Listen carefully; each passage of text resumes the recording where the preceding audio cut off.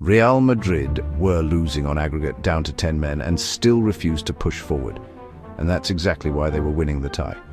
The home crowd isn't your 12th man in a two-legged knockout. It's the thing that makes your manager pick the wrong tactics and hand the game to the opposition. Now, Eduardo Camavinga had some rotten luck. He ran into a very strict referee. The first yellow was legitimate. The second, he held the ball and walked with it instead of letting them take a quick free kick. The referee is within his rights. But the lesson is simple. Once you've got a booking, don't give him any reason to reach into his pocket again. And that sending off is the most direct, decisive single event I've seen affect a match result in a long time. Because up to that point, Real Madrid had been successfully sitting deep and hitting on the counter. And it was working. Their defense is never going to win prizes, but away from home, they were holding firm. Key blocks, grinding, nerve-shredding stuff. The moment Camavinga walked, the screening position in front of the defense was suddenly vacant. The whole structure had been built around that role.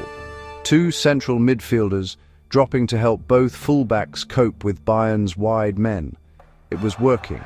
Then that one position was gone. And almost immediately, Luis Diaz put it in the net. In the dying minutes, trailing on aggregate with 10 men, they had no choice but to push. And of course, Bayern punished them on the break. But for the entire 11 against 11 period, not a single counter-attack conceded to Bayern. In the first leg, they were carved open by Bayern's counters. Today, none of that. That's progress. So, to properly analyze this game, you have to set the red card aside. During that 11 versus 11 period, Real Madrid had leveled the aggregate. As the away side, in the second leg alone, they were winning. Here's the tactical argument. Real Madrid sat deep the entire match. Genuinely sat deep, at 30% possession, sometimes below that.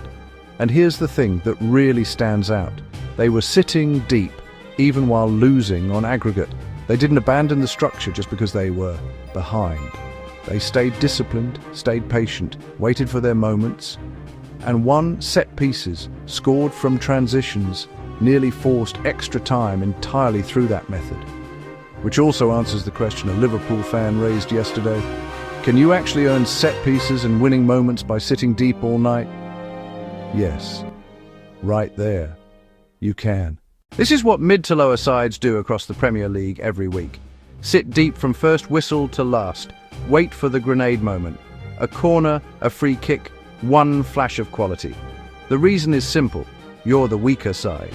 Even when you fall behind, you stay deep. The priority is don't let them extend the lead. That's the whole equation. Now compare this to the first leg. Real Madrid at home, on the front foot, roughly equal possession with Bayern. And they lost, going 2 goals down. Today, away from home, 30% of the ball, and they were winning the tie. Away from home, sitting deep, winning.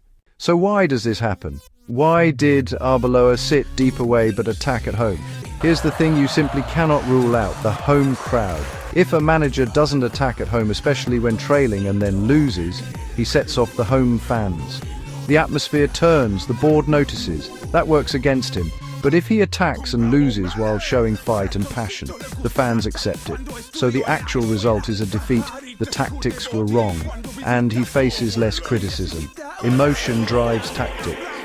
The home crowd makes managers pick the wrong approach and hand the game to the opposition. Real Madrid away from home had no crowd breathing down their neck, and precisely because of that, they got it right. You see this pattern constantly.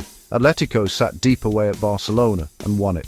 Then, back at home, they tried to play a bit more, and Barcelona nearly clawed all the way back. Every time it's the second leg at home, whether you're ahead or behind, playing more openly never helps you in a big knockout tie, unless you're Barcelona or City, sides genuinely built to dominate with the ball. When you're not at that level, pushing forward just hands the opposition their counter-attacks. This is why managers who can't withstand home crowd pressure simply cannot manage it. Why do people call for Zidane? Because Zidane would sit deep at home too. That's the type who can hold the line. Your average manager can't. And there it is. And Liverpool, yesterday, people accepted it. That's fine. You support your team. I want you to support them. But I have a responsibility to tell you there is a more rational tactical approach available.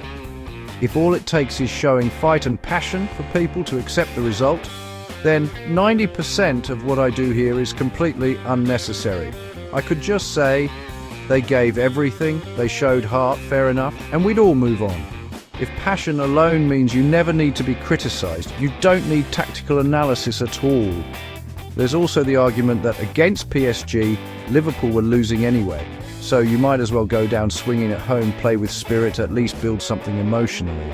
But if you genuinely support Liverpool and they sit deep and grind it out, you can still see heart in that. Who decided that attacking football is the only version of fighting spirit? That's the residue of Klopp. You're used to his Liverpool. That's why sitting deep doesn't feel like passion to you. But working incredibly hard in a compact shape, denying space, waiting for the moment to nick something, that is effort. That is fight.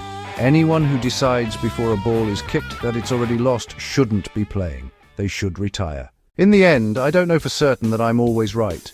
But I will always say it. I'll always put out what I think is correct and let you hear it. You're free to disagree. Sometimes someone kicks back at me and points out where I've got it wrong, and I learn from that.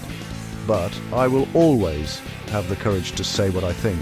I believe that's actually why you listen. If I just told every set of fans what they wanted to hear, this would fold very quickly.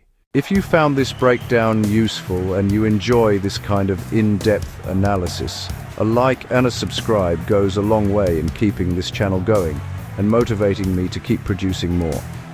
Drop a comment below too. I read every single one. See you in the next one.